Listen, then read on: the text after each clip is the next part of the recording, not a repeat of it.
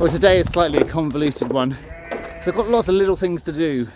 So it's more like a day in the life of a small farmer in the UK. So one of the first jobs is to get the older lambs outside. So I'm going to jump in here and just spray mark them up. I really should have done this before I moved them out of the bonding pens, because now they've got a bit older, a little bit stronger. But I will mark them up with the lamb and the mum having the same colour. And then I'm going to run them out to the pasture. Now, if I had the time and the patience, I would try and run them out all as a flock. But moving lambs for the first time is a nightmare because they don't know what's happening. So instead, I'm going to run the ewes out with the bucket. They will see the grass and go mad and just love their lives. And then I'll go back and collect the lambs. And then hopefully the lambs will soon realise they need to follow mum, and it'll become a much easier process. Sometimes I question whether I've actually got a brain cell. It's a beautiful day, thought I'd throw on a t-shirt. That's a really good idea, Jeff, when you're about to work with sheep. I've now got poo and yellow spray marker on it. One of my best white t-shirts. So I'm now going to go and have to wash it. What an idiot! This is why I look dishevelled half the time, or most of the time. Because I think it's a lovely day, I'll wear some nice clothes. And then they get ruined. And then because they're a bit ruined, I wear them all the time. And then they get really ruined. And then I end up just with vests that have got holes in and look like trash. And never mind. I'm not trying to impress anybody, so... Right, next up we need to sort a few lambs out. This is Gertie with her little boy. Everybody needs storing up, but I've run out, so that is the next task. I've moved them. They were in this pen, but he was getting out constantly, and I was a bit worried that he would wander off. So he's in here, and he needs to get a little bit stronger before he can go out with the flock. So I'm keeping him with her. And then her ewe lamb that she had that couldn't stand up is now with Juno. She's being pretty good, considering it's a foreign lamb. If I stand here, she'll let her drink. If I walk away, she won't let her drink. We had a bit of a situation with Juno. She had a lovely, lovely lamb. She is a really scatty ewe. And so she lambed in the main pen. A bag came out after that lamb, so I thought she was going to lamb again. I knew she would go mental if she lambed in the lambing pen. She just wouldn't settle. So I thought, it was kind of middle of the day. I thought, I'm going to go and do another job, and I'll come back. So I came back about 20 minutes later, and her lamb had managed, I don't know what had happened, it had managed to fall over, smash its head, had blood coming out of its nose, maybe it got trampled. It lived for a couple of days, and sadly it died yesterday. I was tube feeding it. I was just like, if it's going to die, it's not going to die hungry, and it's not going to die of the cold. So it had a heat lamp, it was tubed, but unfortunately nothing. The other unfortunate thing is I couldn't do a proper adoption with this little girl because almost all the juices, the birthing juices, had been licked clean and were disappeared. So I had to cover her in placenta fluid. So it's made Juno not hate her, but not massively accept her. So again, I need to straw this pen up, and I'm going to keep Juno and this little Jacob lamb in this pen for quite a while to try and get them to a stage where when I let them out, Juno's strong. The little one is strong enough to find Juno and take some milk. In the meantime, I also need to take Juno's little lamb that died, which is just down here, and go and put it in the dead bin.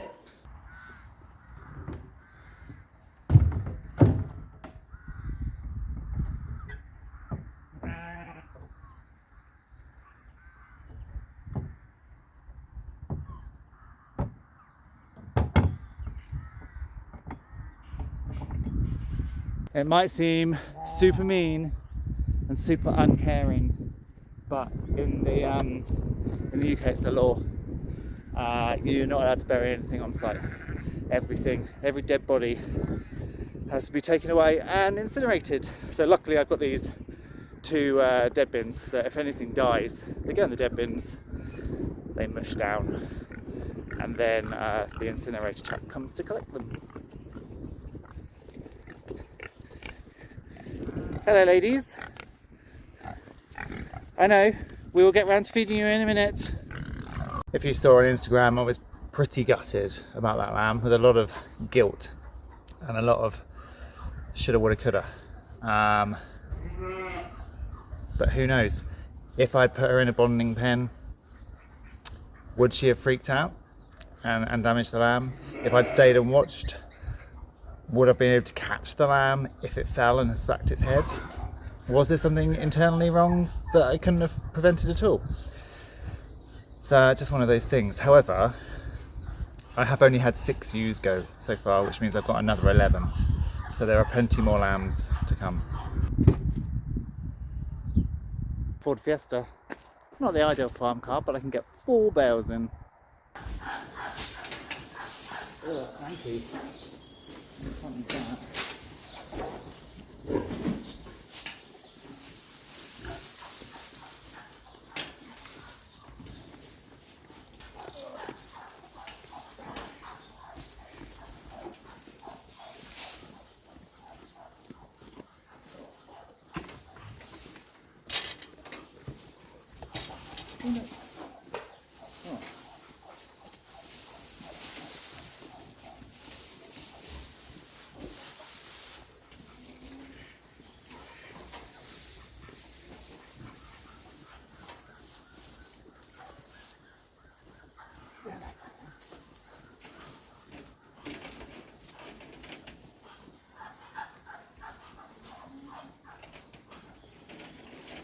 Good girl. Good girl. I know.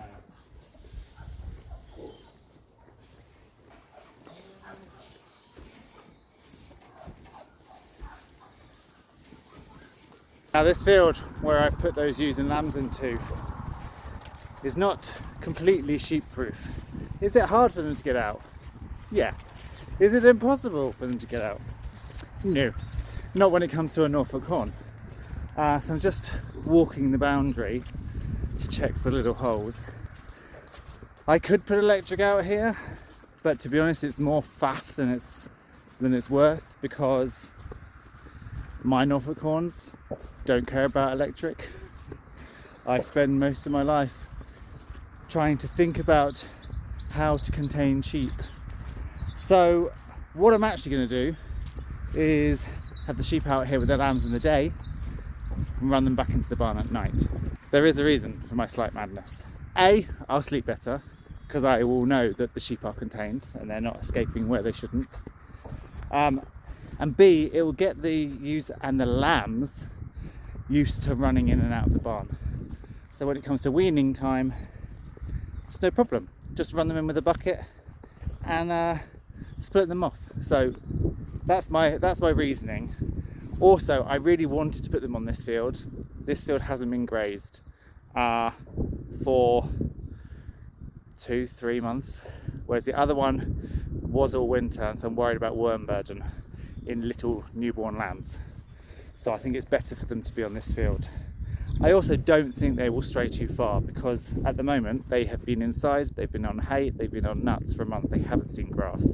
So as you can see, they haven't even strayed very far. They're right down where I first put them in. You're getting some of all that good grass. On a sunny spring day, it's also nice to crack on with loads of little jobs, because you feel that your productivity is really high. So there was a rail down up at the lookout, so I just needed to fix that back up for the fencing. I've done a bit of tidying up, moving things around.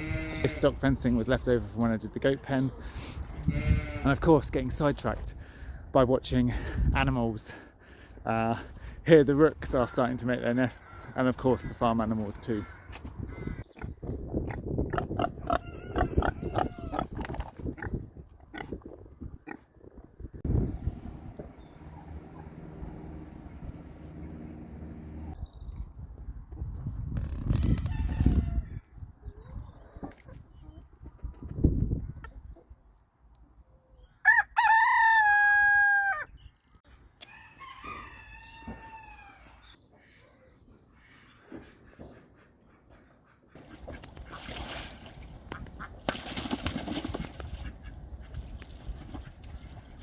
And then on a day like today, when it's so warm, I've had to open the polytunnel door. So I think it's about time I come in and do some pricking out, because we have got lots and lots of seedlings. And as you can see, certainly these beetroot and these lettuces need to be pricked out, as do this is kale, as this kale needs pricking out as well. And it's super warm in here, so why not enjoy it?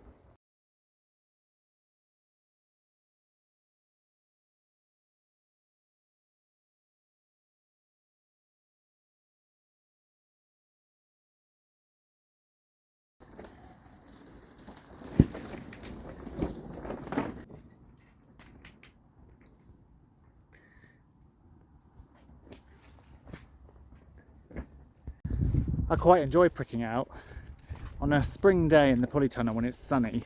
Put some music on and get all your seedlings into individual trays. And also there's something about it that makes it exciting, because it's like the next step before you get them outside.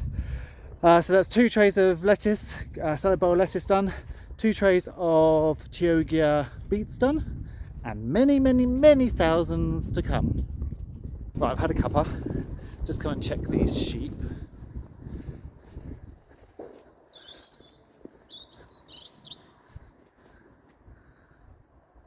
All looks good.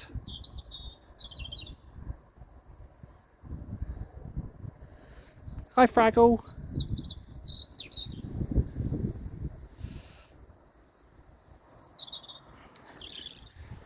And I'm going to go and put some trees in now.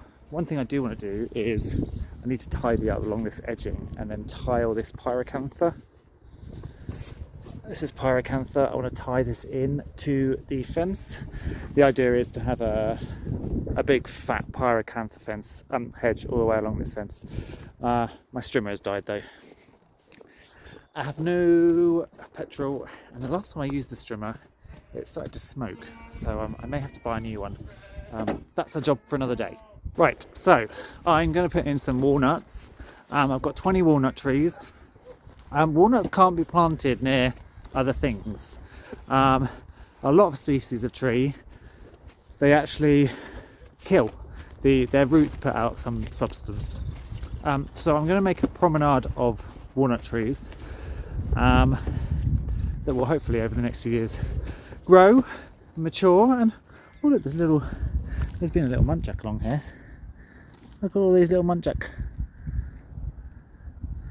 Well, I think it's muntjac. I hope it's not pigs. Piglets. Oh, I think it's muntjac. Yes, they should grow and mature into a little parade of walnut trees that hopefully over the next few years I can actually get some nuts off as well. It's an English variety, so it's Juglans Reptian? What is it? Juglans Regia or Regia, and you can kind of see the path going down here. They're going to go on either side. I'm having to be a bit more heavy-handed with the tree protection because I've put in a lot of trees over the past 3 years and not a vast number or high percentage have survived because of wildlife, because I am actively trying to work with wildlife, but everything wants to eat baby trees. And so this time around I have stakes, I have big tree guards. I don't love it because you end up with you're planting trees, you're planting a wood or a promenade, and the idea is to see lots of nature and bark and leaves, and actually for the first few years you just see plastic pillars.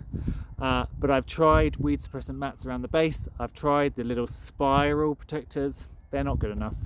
They don't provide enough protection on this site from the wildlife, so we're going to have to go big guns, deal with the plastic promenade for a few years, but then hopefully we'll have something to show for it.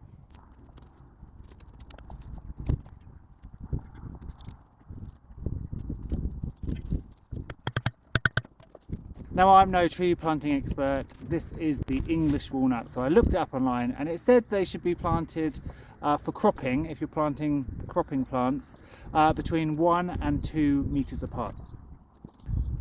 So I've opted for the bigger spacing because, let's face it, I do have the room, and we'll see how they get along.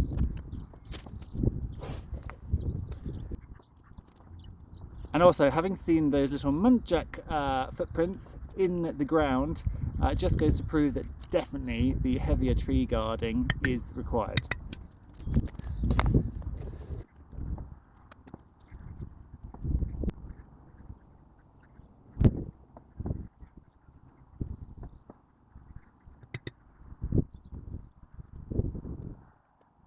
As it turns out, there are actually only 19, not 20, and I've put them in.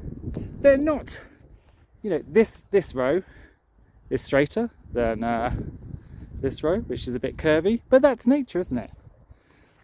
I'm not all about the straight lines because nature doesn't do that. They look closer together, now I've put them up, and they look closer together than possibly they should be, because I'm thinking when they're big trees. But as I say, they're at least 2 meters apart, or at least 1.5 meters apart in all the places. So we shall see. I also hear you say, but Jeff, you've got muntjac running through there, and you've just planted a load of nut trees. Everything's going to eat your nuts. Well, yes, but they're not going to start cropping for 5 years. There are 19 of them.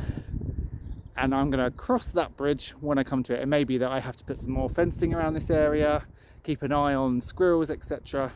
But again, that's 5 years' time. Also, to be fair, wherever they were on the site, even if they were closer to home, they would still get pests coming in for the nuts. It's right next to the market garden, so it's reasonable for me to think that in 5 years' time, this will have expanded. Hopefully I'll have some staff by then, and we can safeguard this area. Now, before I go and get those ewes and lambs back from their day trip, we just want to straw up their bedding so they can come in. They've got a nice fluffy bed for the night.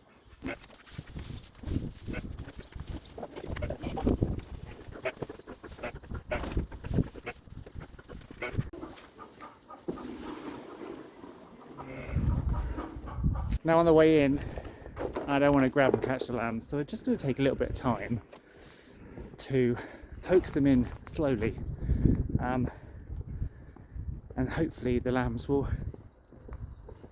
come with the mums. I've got some food in case I need it, but in some ways the food will make the mums go crazy and run fast and forget about their lambs, so I might just try and call them in without it.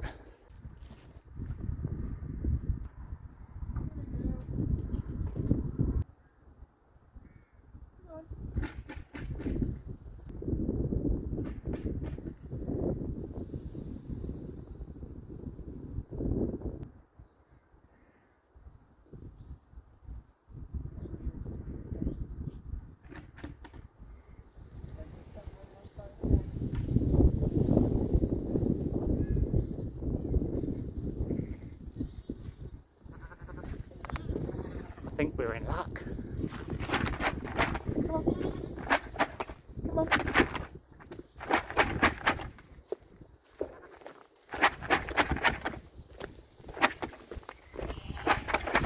This way. Come on. Come on. Well done, everyone. Well done. You're doing so well.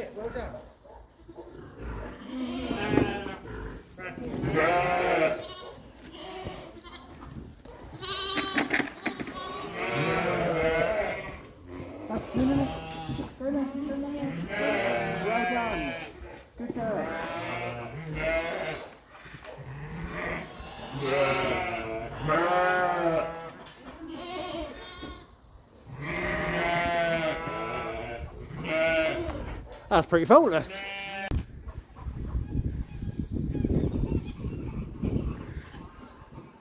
I should say this is a more productive day than normal, but when the sun is shining and we've got these nice long days, why not get stuff done? I find the winter days difficult because they're so short, you have to pack everything into such a short period of time and not stop. Whereas these days you can go inside, have a cup of tea, have a little nap, and still get loads and loads done. But as I say, if I was this productive every single day, the farm would be immaculate, but I would also be shattered. Anyway, now it's on to feeding the rest of the gang.